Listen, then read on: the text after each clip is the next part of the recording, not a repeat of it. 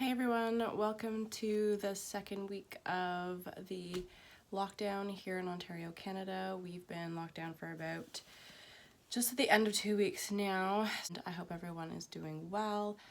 Before I get into this, I really want to take this time to thank all of the first responders, the health workers, grocery store workers, public service workers, all the people who are still going to work right now, because you guys are keeping us going, you're keeping this country going, and I really want to thank you for all the hard work you're doing, that while I'm inside with my family and working from home, you guys don't have that luxury. There's so many people who are going out there and putting their families at risk every day because they're trying to keep the country going and save people every day. So thank you so much for all of your work.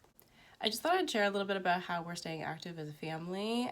During this time, I've seen some posts by people saying, oh my goodness, how am I going to keep all the kids entertained throughout this time? Originally, they told us that the schools would be closed for 3 weeks. The Premier of Ontario has already said that that's not going to be the case. We are looking at weeks, potentially even months of lockdown. So I wanted to share that what we're doing to stay active. We also have a blended family, so there's a slightly different dynamic with having a blended family, and which is very different from those who have all of their kids and all of their family under the same roof during the COVID-19 lockdown. One of the things we love doing right now is cooking. So now is a fun time to do any sort of new recipes, to get in the kitchen together, to things that are normally the mundane. What do you need to say?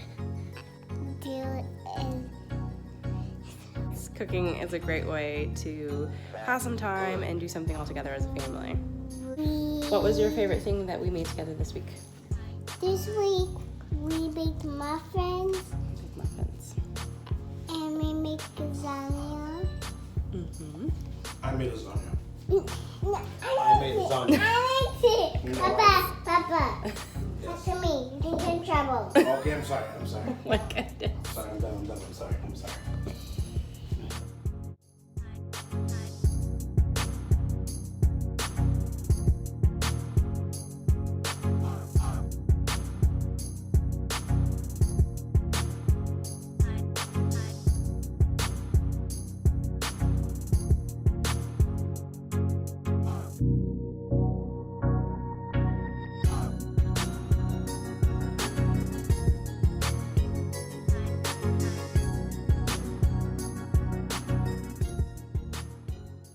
Yeah. Wait now. We're gonna eat it soon. Yeah. And this is our mama. Yeah, this is our mama. Let's see how the muffins taste like, guys. Hey guys. Okay. Let's go to it. Our butter failed us, Judge. Our butter failed us. It's still sticky. Okay, there we go. Is that plate mom, right, Mama? We're gonna have some too. We're gonna have some too. You guys can try it first.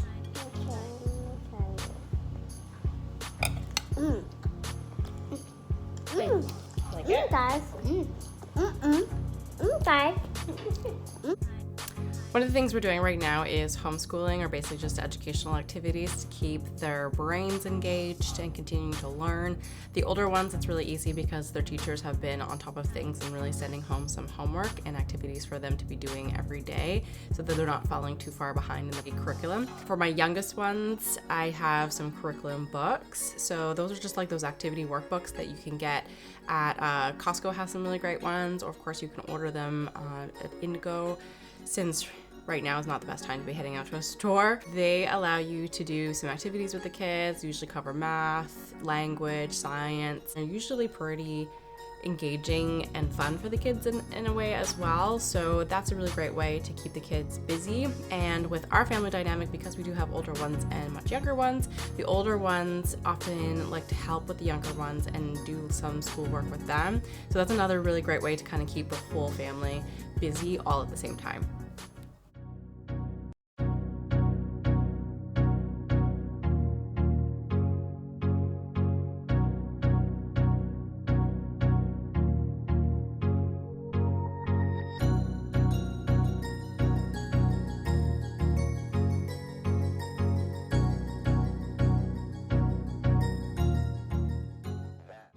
Another great thing that you could be doing with your kids to keep them busy is books, of course, reading, lots of reading. There are tons of books that you probably have lying around that either you kind of forget about them or you're too busy with soccer and school and cooking and all the other normal things that you're doing.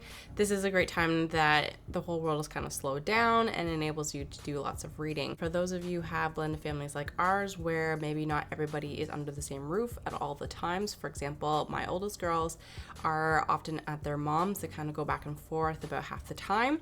So on the nights when the girls are not here with us, what we do is we FaceTime them and they read a bedtime story to my younger ones. So it's a really fun kind of engaging way to shake up bedtime for particularly the younger ones. They think it's actually really cool to get to use technology to do bedtime stories. Now is a great time to get outside if you are still allowed. For us, we're allowed to still go out walking and play outside with the kids, which is really awesome. And it's encouraging us to go bike riding, to use a scooter. We sometimes put the kids on the wagon and go walking.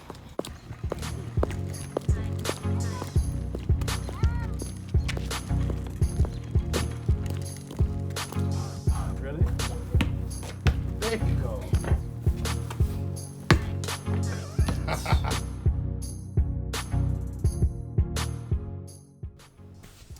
Another great thing that you can be doing at this time is playing board games. That's something that in our family we really enjoy. We have, again, a wide range of ages in our kids, so we have different board games for the different groups. So for example, our young ones, we've got Paw Patrol Bingo and like Kids Monopoly, and then our older ones, we've got regular Monopoly or Uno or Generation Genius trivia games. And then there's games that everyone can enjoy. Heads Up, for example, is something that like all of our kids love to play together regardless of age. This is a great time to be breaking out the board games and just having some good old-fashioned fun.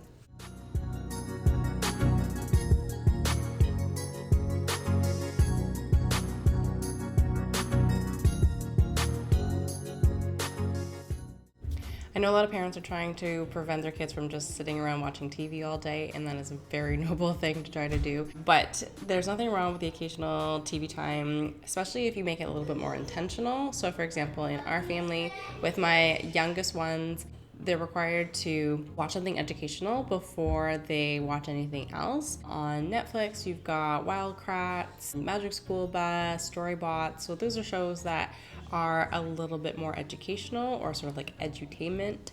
And those will at least teach them something while they're being entertained. With the older ones, of course, there's like documentaries on Disney Plus.